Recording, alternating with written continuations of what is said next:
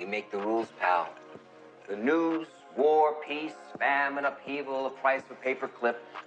We pick that rabbit out of the hat while everybody sits out there wondering how the hell we did it. Alcohol, right? With Brunson being out, this presents a brand new opportunity for us Knicks fans to kind of evaluate what kind of characteristics does this team really have. And when it pertains to Mikal Bridges, we've seen in this recent stretch him defend guys like Ja Morant, then go to Stephen Curry and having to deal with him and Jimmy Butler out there in the perimeter, then LeBron James and Luka, then James Harden and Kawhi.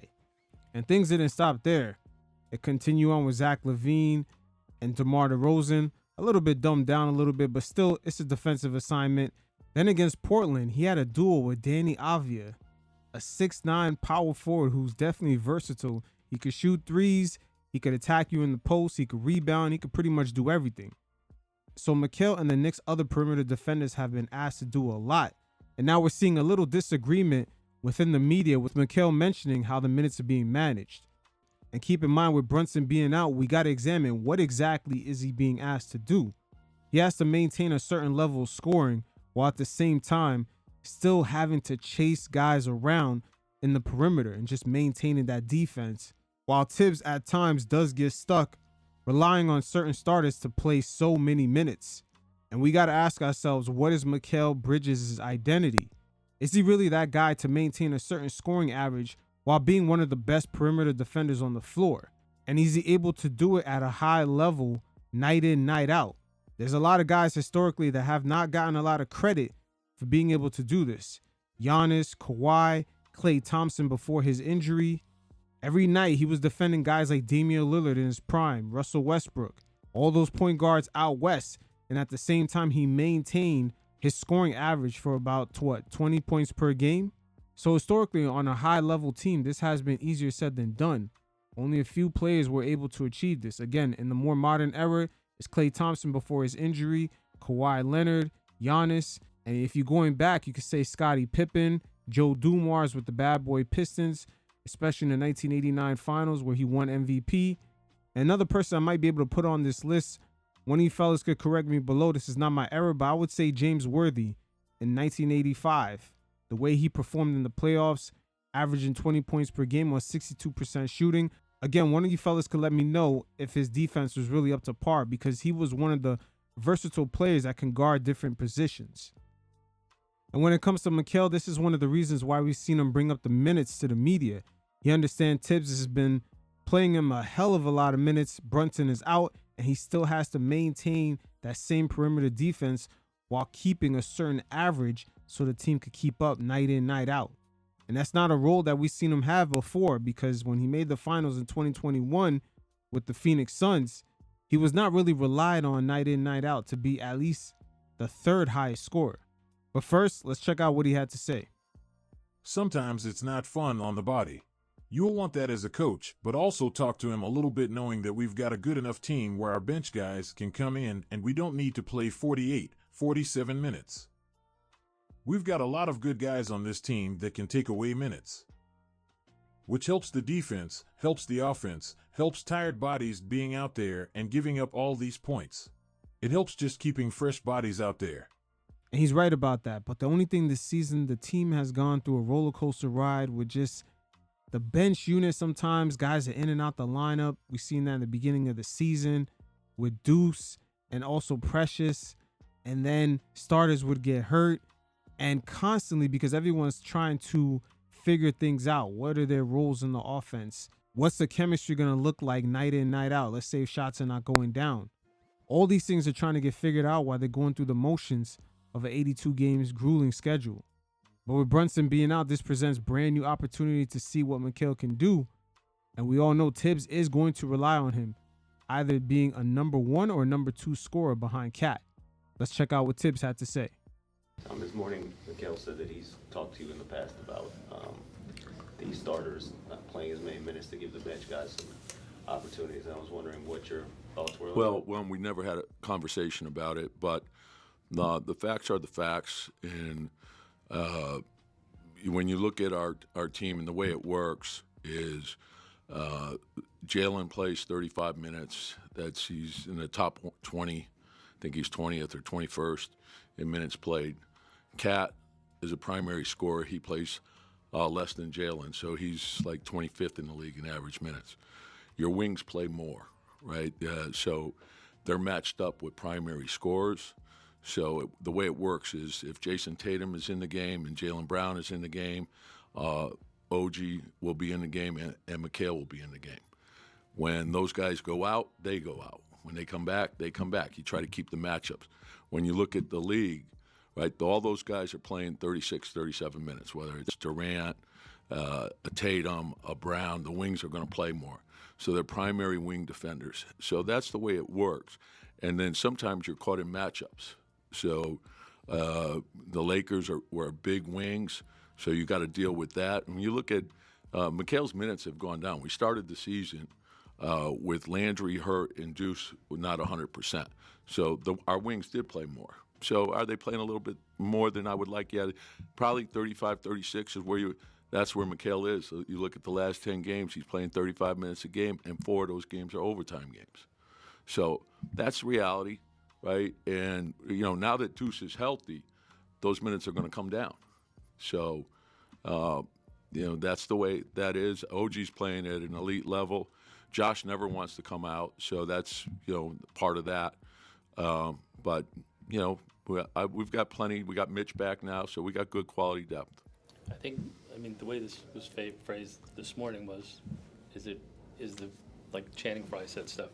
And I'm saying who? Channing Frye. Yeah, that's what I thought. We were saying Damn, Tip's throwing shots at Frye. Oh man, he said who? Is it fair or unfair? He doesn't even understand our team. So, right. I was going to say, why do you think this follows you so much? Because you guys follow the team. You guys should know what the matchups are and how it works. So oftentimes you have people that look at it, and you look at what's going on in the game. What are they doing? Are you in overtime? Well, look, if LeBron's on the floor for 40 minutes, the guy who's guarding him is going to be on the floor for 40 minutes. Right? That's the way this works, right? You're not going to put in, your bench against LeBron. You're just not going to do that. You're not going to do that against Tatum. You're not going to do that against Brown. You have matchups in a game also, and that's part of it. And sometimes size is a factor. You have to look at, okay, are you going to put a 6'1" guy on a 6'8" guy? And you're probably not going to do that. And one way Tibbs could kind of counteract Mikal's concern is to kind of run this offense and get them easier buckets. Sometimes for the talent level, even when Jalen, before he got hurt, for the talent level the Knicks have on the squad, sometimes the offense looks way too stagnant. It's almost as if there's no imagination. Here's a perfect example right here. The offense is stagnant, shot clock winding down, but instead of Mikal taking advantage of Curry, he's going to drop it off right to Josh Hart. One-on-one with Jimmy Butler with the time winding down. Look how far out he's at. Right here is the weak link. Same thing when Pods was on the floor. Mikal wasn't even able to take advantage of Podziemski. Again, right here, pick and roll with Precious. He takes kind of too long to make a decision, and he gets stripped. When things get stale, he kind of shows that he's more of a system player. He's not as comfortable taking guys 1v1 off the dribble, especially in situations like this with limited weapons on the floor.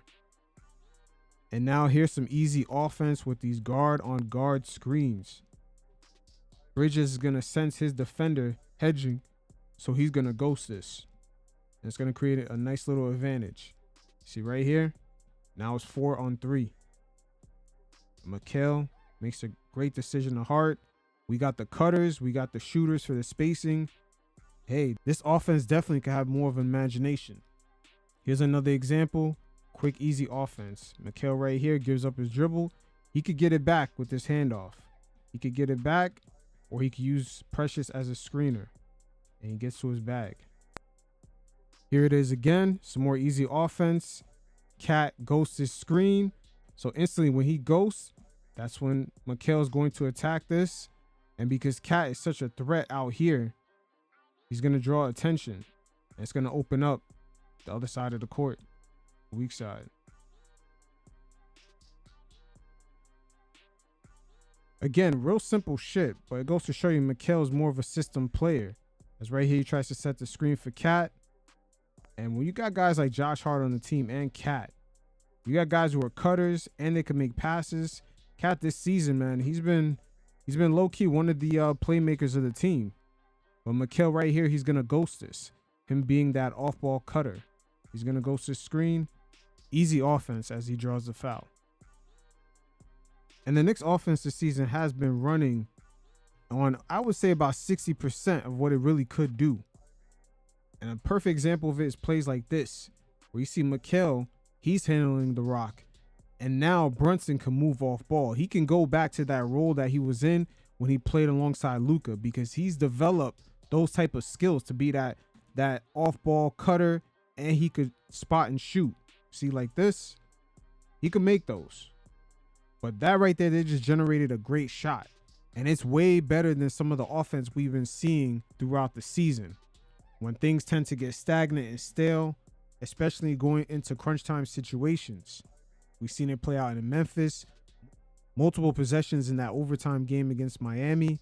And this is where we get into the part of this segment where we look at what happens when Cat and Bridges are kind of involved in these two-man actions, particularly pick and roll. Because things offensively tend to open up. As right here, the pick and roll is being ran. Check out Brunson. And check out how things begin to open up for OG. Mikal right here, he misses the pass to Brunson. A little bit late on that. But again, it's the chemistry that these two have to really work out. And OG is beginning to open up. So can he make this jump pass to OG? Does Mikal have enough reps to know Brunson is making this backdoor cut? Because at times we do see the chemistry lacking between Cat and Bridges. As right here, just pay attention to Cat. He's completely in the way. This right here should have been a pop out. Should pop out, spread the floor a little bit more, give Mikal more breathing room to attack this. But pay attention to Cat as he's in the way. So now we're going to take a look at the pick and roll dynamic between Cat and Mikal Bridges and how it's looking like throughout the various parts of the season. And we're going to compare it to right now with Jalen Brunson being out. And keep in mind with Mikal, he doesn't necessarily have a pull-up three like Brunson did in his first season with the Knicks. He really worked on that, and we've seen it develop in his second season, and also right now in his third. It's just night and day, the difference. But Mikal this season, one thing I've noticed in a lot of the pick and roll game with Cat, he doesn't necessarily have a pull-up three that he goes to right away off the dribble.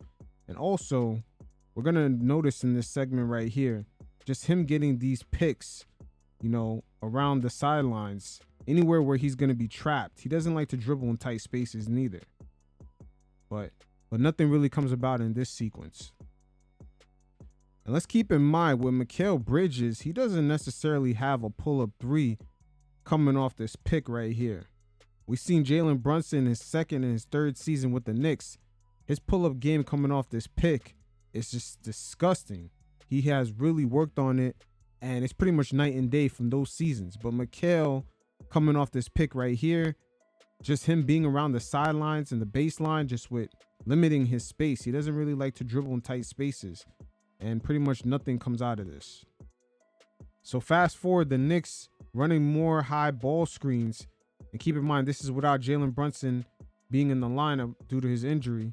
But them running more screens like this at center court is going to give Mikal more time to kind of fill out what's happening and kind of be patient with his decision making. Because right here in this spot right here, he normally gives up his dribble.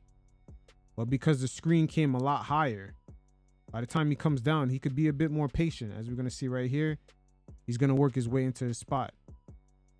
And again, the reason why I bring up to kind of pay attention to the dynamic between Mikal and Cat in the pick and roll is because it begins to open up this offense a bit more, not making us as predictable with Jalen Brunson just constantly bringing up the ball. And the Knicks, they do have a lot of off-ball cutters like Josh Hart, OG Anunoby. These guys begin to open up this offense and kind of bring different dynamics to teams. They don't have to overly plan on just blitzing Brunson or just kind of collapse in the paint every time he drives. And Brunson, low key, ever since he was in Dallas with Luka, because of course Luka's going to be handling the ball so much, Brunson, he knows how to play off ball. He can be that catch and shoot guy, especially from three. But even though this offense this season is doing their thing, they're only really operating on about 60% of their imagination. Again, you got Mikal running pick and roll with Cat. Cat can pick and pop with the three. You got OG and Josh Hart cutting. And you got Brunson, who knows how to move off ball and is able to make catch and shoot threes. So this offense does have a whole nother level it can get up to. Here it is again. The Knicks were giving Mikal a lot of high ball screens at center court. Brook Lopez, he's in drop back coverage. And this is what Mikal needs. Coming off these picks, he needs all this space because he does not like to operate in tight spaces. And he completely attacks Lopez on that. Once again, Mikal coming off these high screens, he has way more time to kind of figure out what these defenses are doing. If Giannis begins to collapse, you got OG in his corner spot. Josh Hart, we all know he loves to backdoor it. He has his off-ball cutting. And let's say Brunson was in the lineup. Brunson knows how to move off ball, and he can catch and shoot from here. Like, this is his spots. But look at Mikal. Mikal has plenty of space. Look at the spacing. Like, this is where Mikal is comfortable. Bridges once again running pick and roll with Cat. And right here with Drummond in drop back coverage. For him dropping back, this is where Mikal needs to work on that pull-up game off the dribble. Because he had it right there. But with Cat not even popping out, Cat's on the roll. He kind of brings Oubre with him. It kind of makes things tight for Mikal, gives up his dribble, and there's nowhere to go. So again, fast forward with Brunson out. Cat does a re-screen right here. Defenders go under the screen, and this is a rare sighting this season. Mikal's going to pull up right here. And this is what he needs to work on right here. We need more of this. And right here, it's still early in the season. We're just going to give Mikal a little grace right here. Guys are still trying to figure shit out. But right here, with Embiid dropping back, this is where Mikal got that easy pull-up right here. He's going to have to work on these shots. He was open. But again, he doesn't like to dribble in tight spaces. You see how he already gives up his dribble? And he forces it's kind of a tough pass right there. But with Brunson being out, it does present an opportunity for us as the viewers to see what some of these guys can do. Especially Mikal getting more reps, kind of running pick and roll. And at times we will need him to be the ball handler when Jalen Brunson sits down on the bench to get some rest. So fast forward, once again, Brunson is out. Mikal gets a high ball screen in center court. Brook Lopez is in drop back coverage. So look how much time and space Mikal has to kind of fill this defense out, to see, where these defenders are going to go. Once he almost touches the paint, he's around the high post. He's able to make a decent pass right there to get OG an open shot. Again, these reps are going to be real important going into the playoffs, especially with getting easier shots when Brunson is on the bench. Again, with Brunson being out, Mikal just getting the reps that he needed in the beginning of the season. You see how he's staying patient right here in tight spaces. Now he's getting the reps with Brunson out. Just the Knicks needing an additional playmaker. Again, Mikal, no Jalen Brunson in the lineup. And he's going to throw Kolek open right here with Josh Hart cutting. See, this is why I said the imagination with this offense, we're really only running at 60% because with Josh Hart cutting like this, and let's say if Precious wasn't here, this would be OG. This is his spot at the corner. And also, if he dives to the hoop, he can easily dunk and finish it. So the Knicks do have options, but Mikal just getting more reps here. As Josh Hart makes his cut, he's going to do a no-look to Kolek and just kind of pass him wide open. But plays like these you can't be mad at because the offense at times, especially with Brunson sitting down, getting rest, we're kind of stagnant. Guys are taking difficult shots. So just generating easier offense, a lot of it's going to come through what some of the ball handlers like Mikal can do, especially in pick and roll with Cat. And going into this year's playoffs, there's going to be certain teams we could take advantage that love to play this drop back coverage. The Indiana Pacers, the Milwaukee Bucks, and at times the Cleveland Cavaliers with Jared Allen. So going up against teams like that in that type of coverage, this pick and roll dynamic is going to pay dividends right here, because this is Mikal's bag. Anywhere around him touching the paint and just Cat having that ability to pop out for three, it's going to leave quite a few teams guessing. You see Mikal, he still had time to give it out to Cat, but this is his bag right here. So some of the biggest benefactors on the Knicks with Brunson being out was Mikal Bridges, along with some of the bench players on the Knicks that got more reps, like Miles McBride, Shamet, Cameron Payne. But Mikal especially, he benefited from getting more reps, especially with Cat in that pick and roll, just kind of felicitating that offense. And OG Anunoby also, he got more into his bag, his offensive skill set, a little step back. We've seen OG kind of unleash and let the world know, man, especially in New York City, he's here to stay. He's about to make a lot of noise heading into these playoffs.